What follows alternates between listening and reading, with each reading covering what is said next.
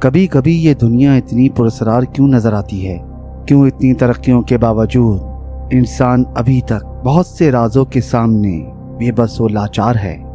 بہت سے راز، جی ہاں، ایسے سوال جس کا جواب آج تک انسان تلاش کر رہا ہے، ایسے واقعات جو انسان کے ہوش و حواس کو بری طرح متاثر کیے بغیر نہ رہ سکیں۔ کیا وہ واقعی حادثات ہوتے ہیں یا ان کے پیچھے کوئی شیطانی دماغ ہوتا ہے؟ آج ہم ایسے ہی ایک ہیبتناک حادثے کو سمجھنے کی کوشش کریں گے، لیکن اس سے پہلے اردو ادب کو سبسکرائب کرنا نہ بھولیے۔ اب آتے ہیں اس پراسرار واقعے کی طرف جس نے دنیا کو ہلا کر رکھ دیا۔ 1959 میں سوویت یونین کے سیورلوس اوبلاست سے ایک اسکی ایکسپیڈیشن گروپ تیار کیا گیا تھا۔ اس کا نام کمیونسٹ پارٹی کے 21 کانگریس کے نام پر رکھا گیا تھا۔ یعنی یہ سفر صرف ایڈونچر نہیں بلکہ ایک آئیڈیولوجیکل مشن بھی تھا۔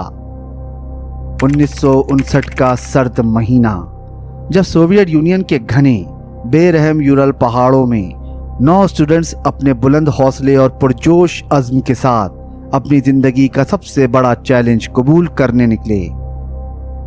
اس گروپ کی سربراہی ڈیلوف پاس کر رہا تھا، جو پہلے بھی کئی مہمات کامیابی کے ساتھ مکمل کر چکا تھا۔ اس گروپ میں ان کے ساتھ 2 لڑکیاں بھی شامل تھیں۔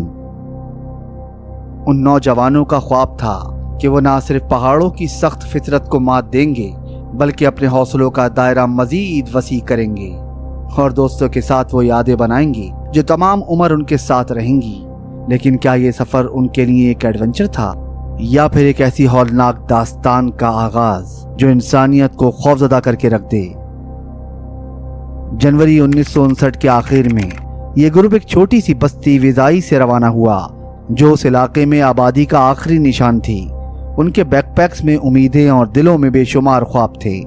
ان کا آخری پڑاؤ اوٹرٹن کی چوٹی تھی، ایک ایسا پہاڑ جس کا نام مقامی مانسی قبائل کی زبان میں خطرہ نہ مول لینا یا موت کی پہاڑی تھا۔ یہ نام خود ہی ایک اشارہ تھا جسے شاید ان نوجوانوں نے نظر انداز کر دیا تھا۔ سفر کے ابتدائی دن معمول کے مطابق گزرے، برف پر اسکیئنگ اور رات کو خیموں میں آگ کے گرد بیٹھ کر کہانیاں سنانا۔ لیکن کچھ ایسے اشارے بھی تھے جو اس وقت سمجھ میں نہیں آ رہے تھے یا شاید نظر انداز کر دیے گئے۔ راتوں کو برف سے آنے والی عجیب آوازیں، ہوا کا اچانک رخ بدلنا اور دوستوں کے بیچ کچھ چھپے ہوئے خوف جن کا ذکر شاید انہوں نے ایک دوسرے سے بھی نہیں کیا۔ پھر ایسا کیا ہوتا ہے کہ 1 فیب کے بعد ان کا رابطہ رہتی دنیا سے ٹوٹ جاتا ہے؟ 1 فیب کو گروپ نے اپنے آخری کیمپ میں ریڈیو کا استعمال کیا، ایک آخری پیغام بھیجا اور اس کے بعد خوفناک خاموشی چھا گئی۔ مقررہ وقت گزر گیا لیکن گروپ کا کوئی سراغ نہ ملا۔ انتظامیہ اور خاندانوں میں تشویش بڑھنے لگی، امدادی ٹیمیں تشکیل دی گئیں اور تلاش کا آغاز ہوا۔ لیکن کون جانتا تھا کہ یہ تلاش صرف ایک گمشدہ گروپ کی نہیں بلکہ ایک ایسے راز کی تھی جو انسانی تصور سے بھی زیادہ پراسرار تھا۔ پھر وہ دن آیا جب امدادی ٹیم کو پہاڑوں پر ایک ایسی جگہ ملی جہاں برف میں دبا ہوا ایک خیمہ نظر آیا۔ لیکن یہ ایک عام خیمہ نہیں تھا، یہ بری طرح سے کٹا ہوا اور پھٹا ہوا تھا۔ سب سے عجیب بات یہ تھی کہ خیمہ اندر سے کاٹا گیا تھا، جیسے اندر موجود لوگوں نے کسی ہولناک چیز سے بھاگنے کے لیے اسے اجرت میں کاٹ دیا ہو۔ ان کا سارا سامان، گرم کپڑے، کھانے پینے کی اشیاء، سب کچھ خیمے کے اندر ہی موجود تھا۔ برف پر صرف ان کے پیروں کے نشانات تھے جو خیموں سے دور جنگل کی طرف جا رہے تھے، اور حیرت کی بات یہ تھی کہ اکثر نشانات ننگے پاؤں یا صرف جرابوں کے تھے۔ یہ منظر افراتفری اور شدید خوف کی کہانی بیان کر رہا تھا۔ جب تلاش کا دائرہ مزید وسیع ہوا تو ایک ایک کر کے لاشیں ملنا شروع ہوئیں۔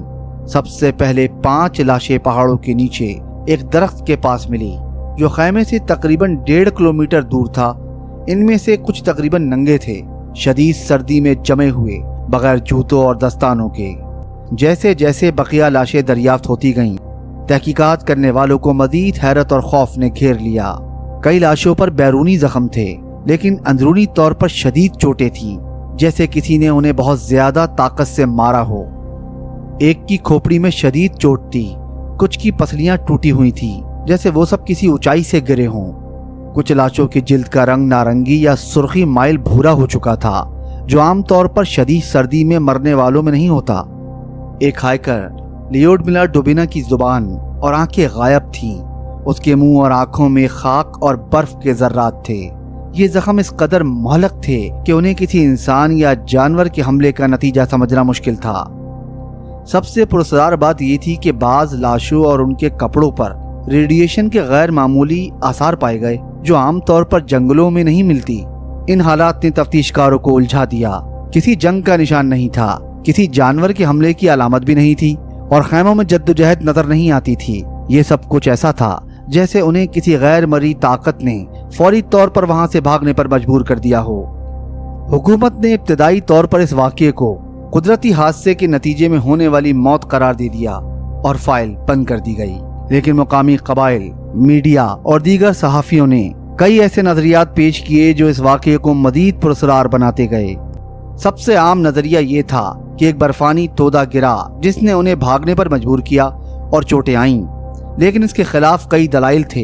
खैमा सीधा खड़ा था, उस पर बर्फ का वजन नहीं था और लाशों पर वो जख्म नहीं थे जो आमतौर पर बर्फानी तोदे से होते हैं। लाशों पर पाए गए रेडिएशन के असरात ने कई सवालात खड़े किए, खास तौर पर उस दौर में जब सोवियत यूनियन जौहरी तजुर्बात कर रहा था। क्या ये कोई खुफिया फौजी तजुर्बा था? लेकिन हुकूमती सतह पर ऐसी कोई मालूमात फराहम नहीं की गईं।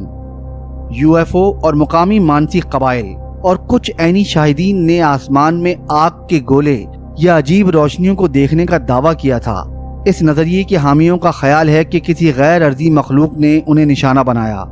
कुछ का ख्याल है कि उन्हें किसी मुकामी कबाइल या मफरूर कैदियों ने मारा, लेकिन जाए वक़ुआ पर किसी दूसरे इंसान की मौजूदगी के सबूत नहीं मिले और इस किस्म के जख्मों की वजाहत मुमकिन नहीं थी।